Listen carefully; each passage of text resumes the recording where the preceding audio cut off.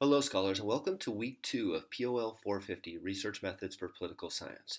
I hope that for all of us, week 1 went well, and I know that for certain, for many of us, this is a difficult first week.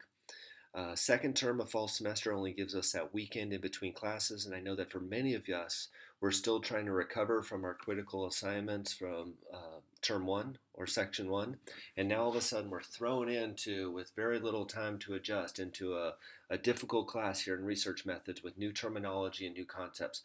So, this week, like all weeks, we're going to reflect on week 1 to make sure that we have the given information absorbed, and then look at week 2 to ensure that we have the expectations clear as we move forward.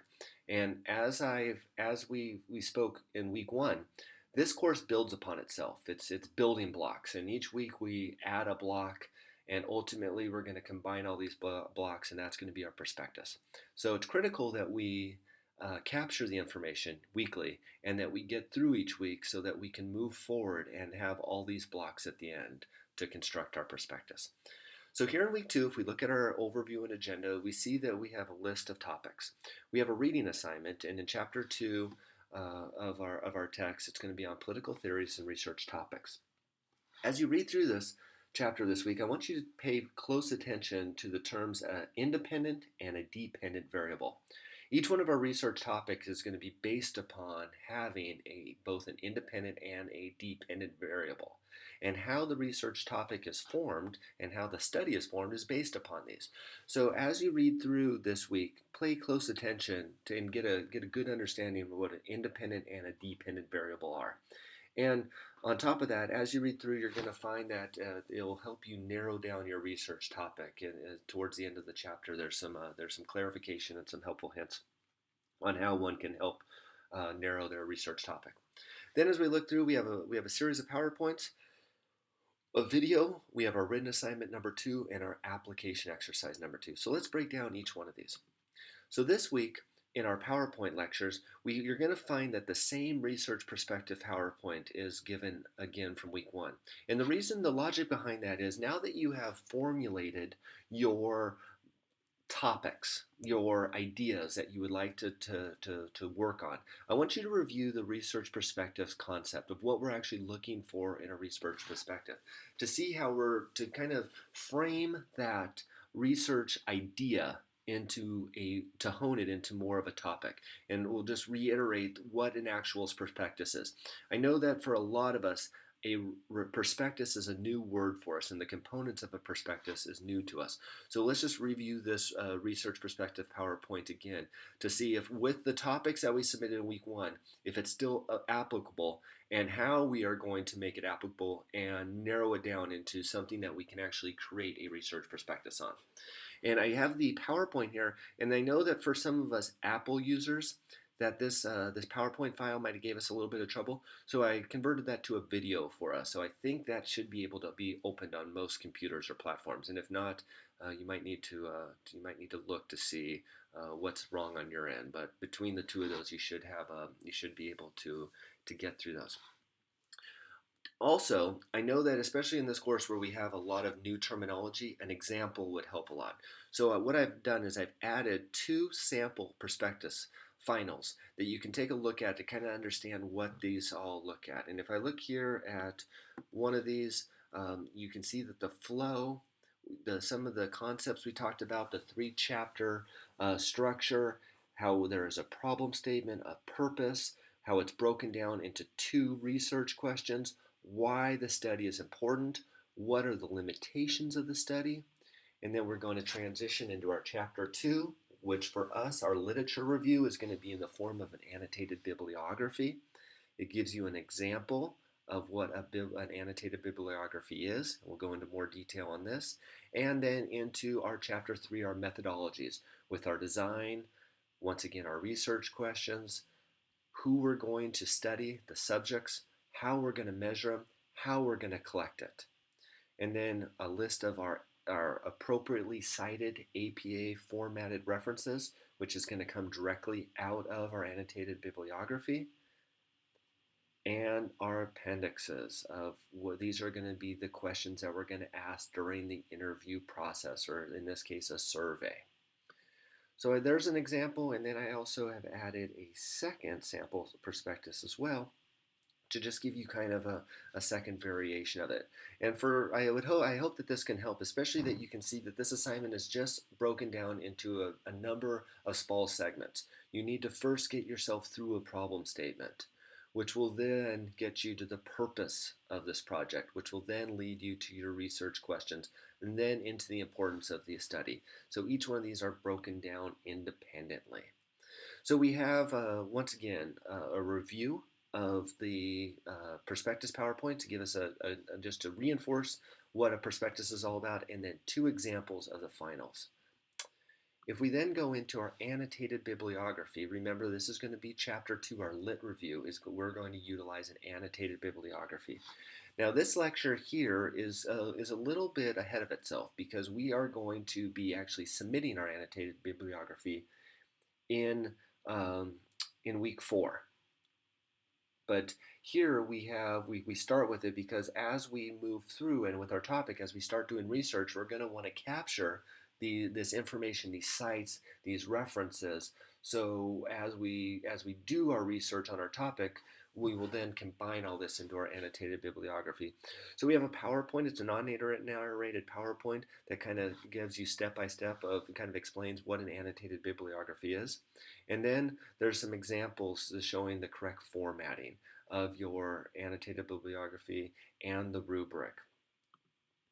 So as we can see with our formatting on our annotated bibliography, we have the APA standard citation or reference, and then it is between a 1 and 4 sentence description of what, to breaking down why this article is important, what the author was trying to portray, and how it relates to our study. And as you can see, for each one of our references, we are just giving a brief description, an annotation of why this is important, and we're going to break these down. And I believe that there's 25 of these that we are going to need for our final.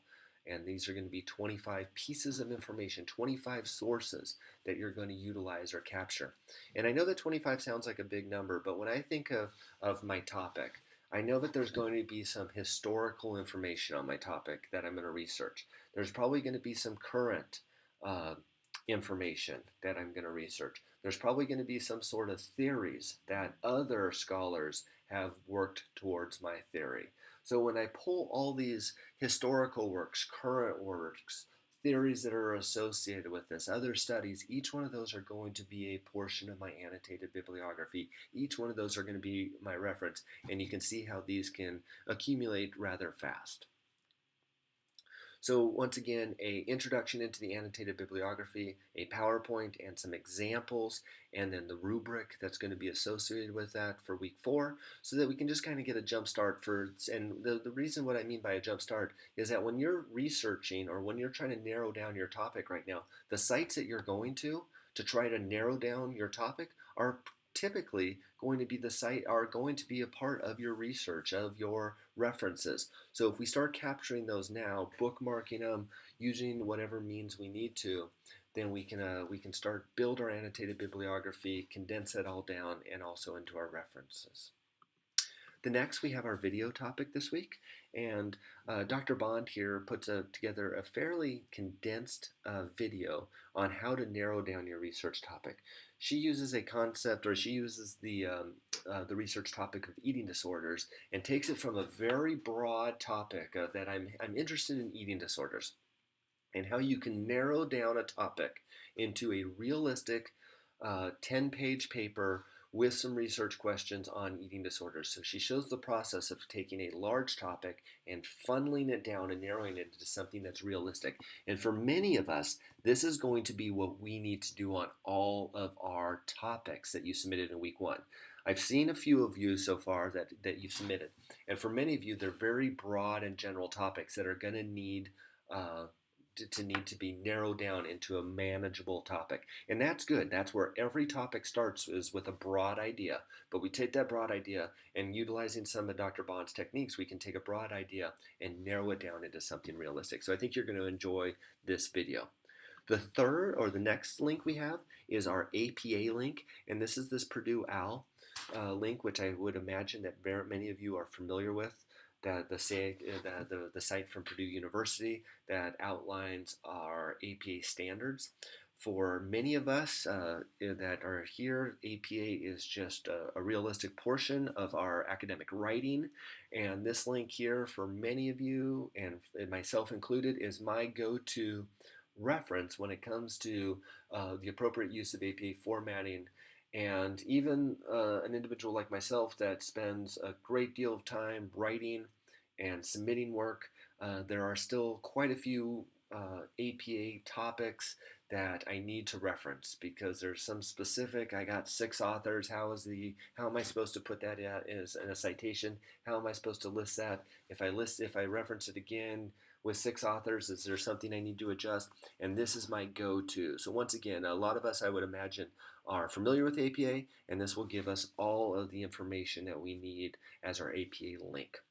So now let's look at the 2 topics that we have, or the 2 deliverables that we have this week. Our first deliverable is going to be to continue to narrow down our topic selection. And what I have here on our written assignment number 2 is a list of questions that I'm going to have you write on. So answer each of the following questions using a single sentence for each question. What is your research topic? Why is it important? And who will be interested in reading what you have written?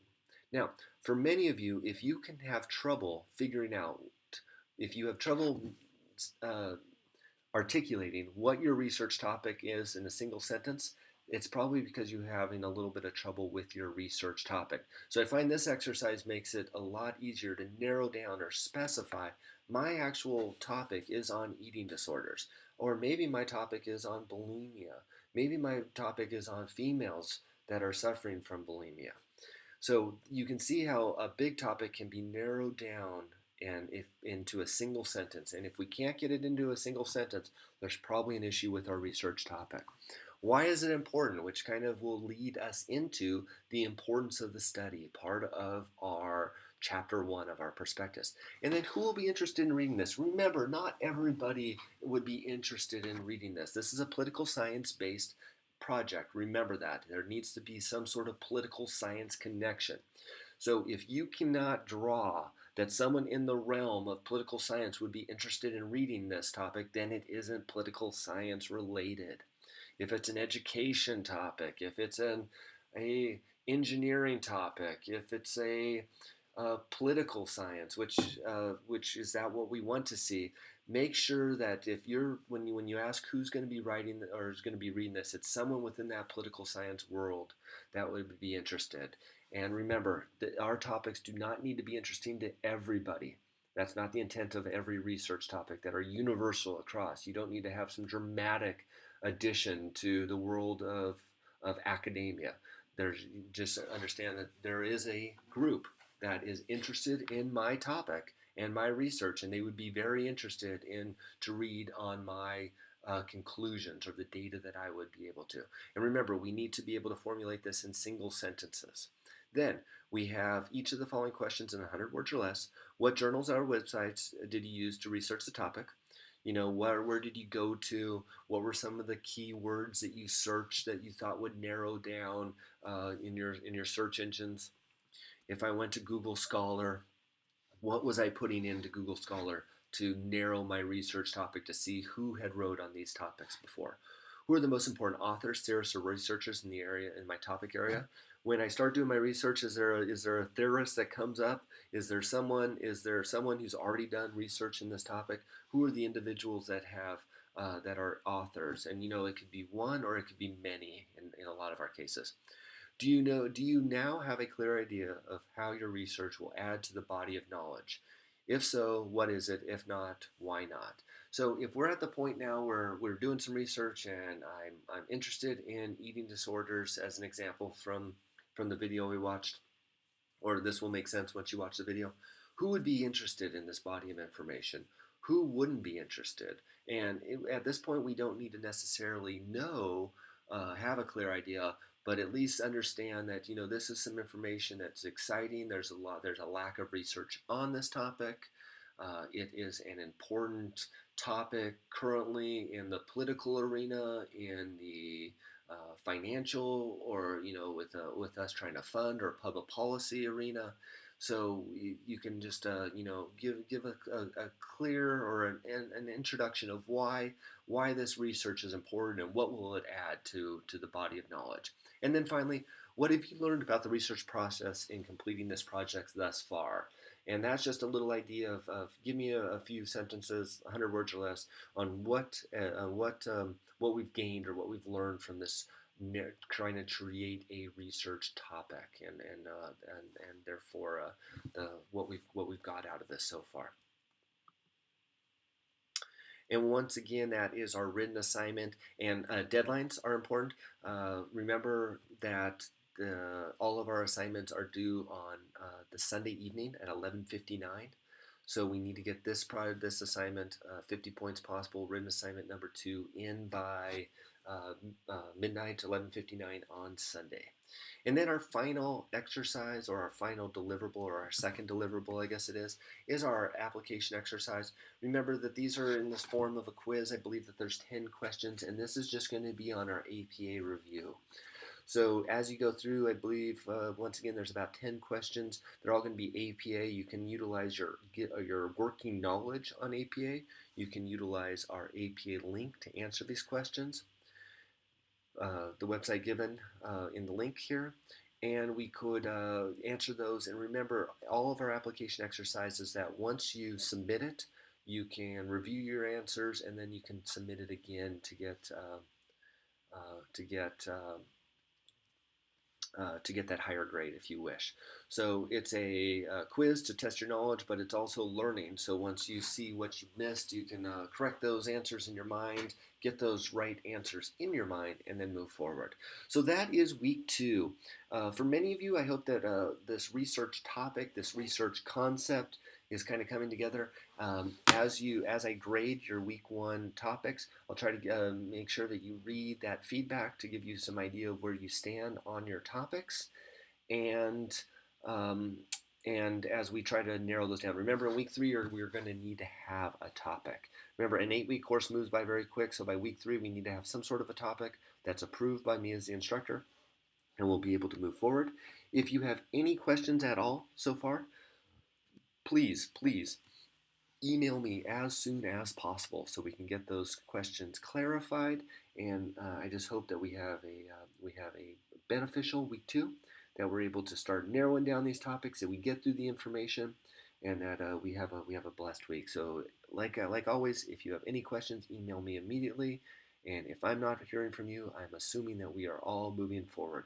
So have a great week, and I look forward to reading your work, reading your information, and getting into week 3.